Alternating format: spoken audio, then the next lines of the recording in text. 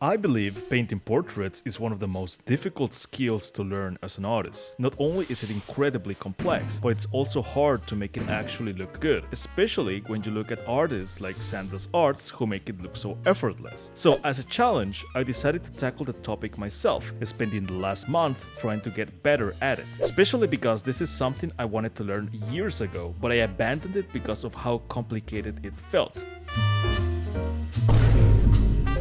But I do believe I found a process that is simple enough for beginners to not only understand, but also follow. And that's what this video is going to be about. Now first, I want to start with the tools. There are 3 brushes that you'll mainly need. First, something with a hard edge. In my case, I use a calligraphy brush. Second, you'll want something with a very soft edge, but not so soft that it looks like an airbrush. For example, I use a brush called a soft marker. And finally, a basic airbrush for final touches and details. I'm sure there's already a brush inside of your software that fits this criteria, and if not, please do not worry. Most softwares has ways to import brushes, like Clip Studio for example has Clip Studio assets, and I'm sure you can find something free to use. Please don't go out buying brushes, guys, it's not really necessary. With that out of the way, grab a reference and let's make an actual drawing.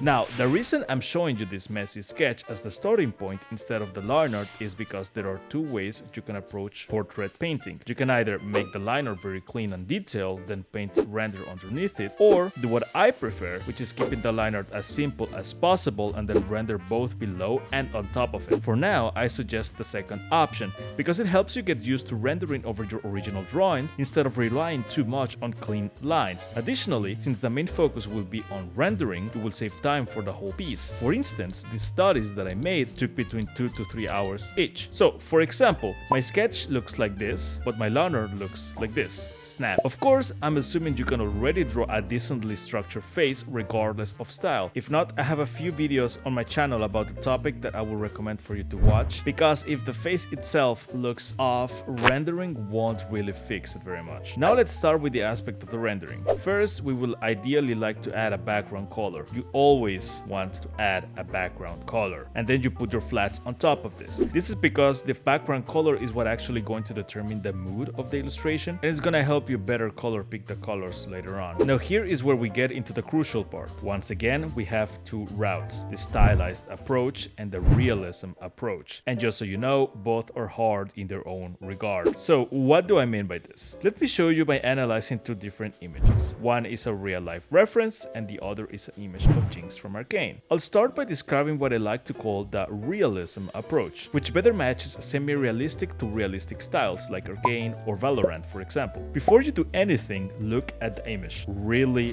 look at it. What do you see? You might say, well, the light comes from the right, so the left side is in shadow, there's some bounce light on the left and some highlights on the forehead, maybe under the eye, nose and chin. Right, good job. But how do you actually render this? Well, we're going to divide the face into 2 groups. A group based on values, so the obvious thing like light versus dark, and then a group based on color variation within those value groups. So first, we define the light and shadow areas in the illustration. At the start, we want to use as few colors as possible, just enough to be able to separate between what is in light and what is in shadow. Then within the light group, we start noticing color variation. Try staring at the image and see if a particular color takes a good portion of the face. For instance, in this illustration that I found on Pinterest, in the light area, a good portion of the face is covered in this desaturated light blue color. On the shadow area, the most obvious color block is the one below the eye. The blocks of color around the face will be getting smaller and smaller as you look more intently and closely at different parts, and it will be very subtle at times, as you can see in this example. And of course, in some pictures it will be harder than others, so choose your references based on your current skill level. Now notice, I'm not focusing too much on the exact planes of the face yet. I'm focusing on color groups. So what do I mean by this? Let's look at the image of Jinx from Arcane. You you can see how this whole left side is in shadow, all the way down to the lower lip, and it is mostly treated as one color group. If we looked at the arrowhead, for instance, we'd expect more value variation as it reaches the lower lip and chin, but in this image, there really isn't much. And that's the point. When painting a face, yes, we consider the planes of the face, but we do not follow them 100% literally. If the same color appears across multiple parts of the face, we can treat it almost as if it were just one plane. So this grouping technique is the first thing we're going to use. You'll notice that we're thinking in big shapes rather than small details, and this is something that you need to keep in mind a lot during the early stages of the portrait. Now, for example, how do you deal with shapes like this shadow on the right side of the cheek? If you try to paint the shadow shape too literally, right away it can start looking weird. This is where the second technique comes from, what I like to call the layering technique. First, we paint the shadow area with less concern for all the tiny planes, so even if it replaces other colors that you painted before, it doesn't really matter very much. Just paint the general location where it actually is. Then using the color underneath or beside it, we paint back on top of it.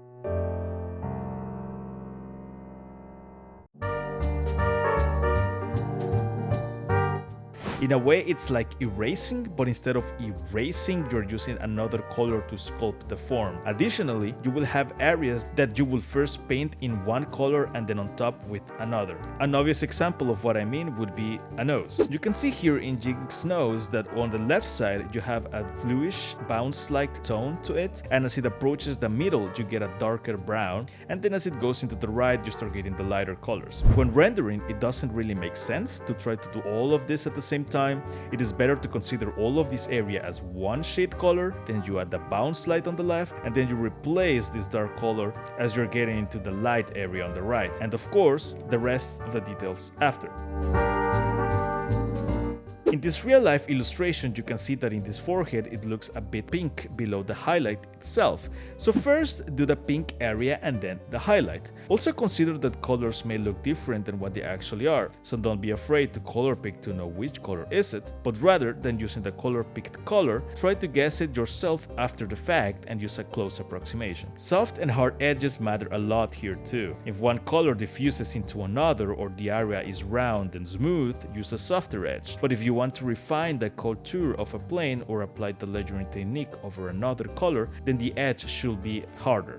And we can use this across many parts of the face. For example, the shadow below the eyes. First paint the shadow shape, then paint on top using the color beside it so it feels like it blends into the form. This technique also works inside the shadow areas themselves. For example, when painting the bounce light on top of it. And when you have the big shapes done, we can now move into finer details. Let's take the nose for example. We can see a strong shadow above the bounce light below it. Instead of painting the bounce light, first paint the strong shadow, then use the bounce light to finish and define the shape. If we zoom in a little bit more, we can notice that there's a little bit of bounce light near the eye on the bridge of the nose, and maybe a subtle red edge along the shadow line. So let's add that very gently. And we'll follow this same methodology across the face, mainly on the eyes, nose, and mouth. Now please don't hyper obsess over zooming in too much. You always want to keep checking the bigger picture. If you zoom in to add details, zoom back out afterward and ask, okay, does it still look good overall? And if yes, you can zoom back in and repeat. The eyes are usually the most important part of a portrait, so make sure you render them well. And before you know it, after adding more detail and rendering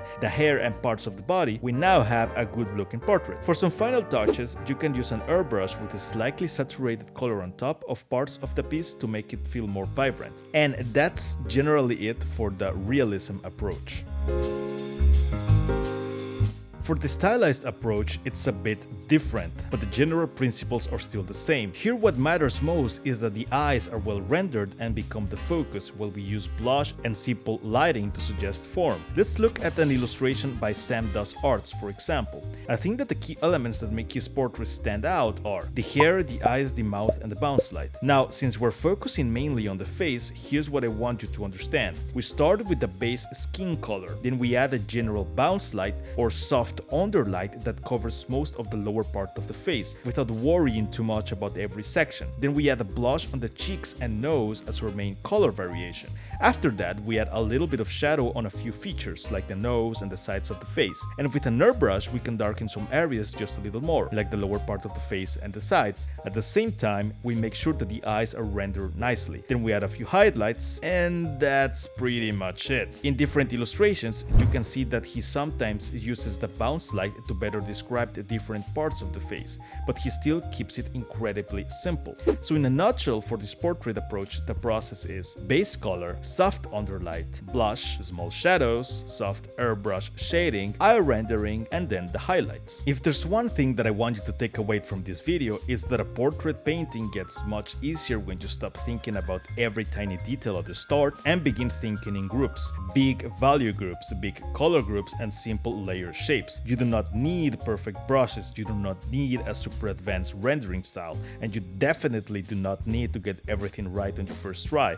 What you do need is repetition, observation, and patience. It took me many tries and a lot of weeks to finally start getting results when these were my first actual attempts. Please do not be discouraged whenever you fail in a study, so take a reference, try one of these two methods, and give yourself permission to make a messy portraits while you learn, because that's exactly how you improve. Maybe you'll be faster than me after watching this video. And as always, never stop drawing, never stop practicing, and I'll see you in the next one.